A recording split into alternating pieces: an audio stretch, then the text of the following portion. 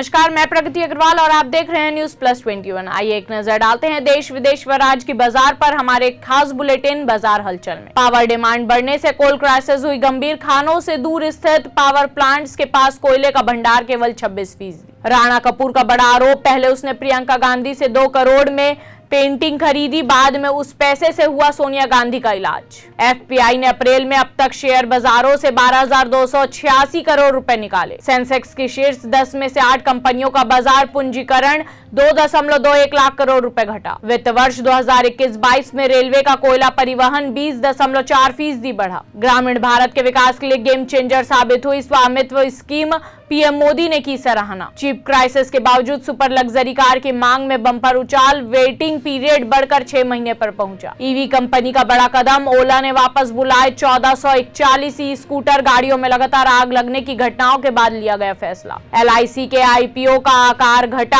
IPO में अब 3.5% हिस्सेदारी बेचेगी एलआईसी। इससे 21,000 करोड़ रुपए जुटाने की तैयारी। बिग वेल आशीष कचोलिया ने सीएचडी डेवलपर्स में बढ़ाई अपनी हिस्सेदारी। ऐसे ही तमाम जानकारी के लिए हमारे चैनल को लाइक और सब्सक्राइब करना ना भूलें और नोटिफिकेशन के लिए बेल आइकन जरूर दबाएं।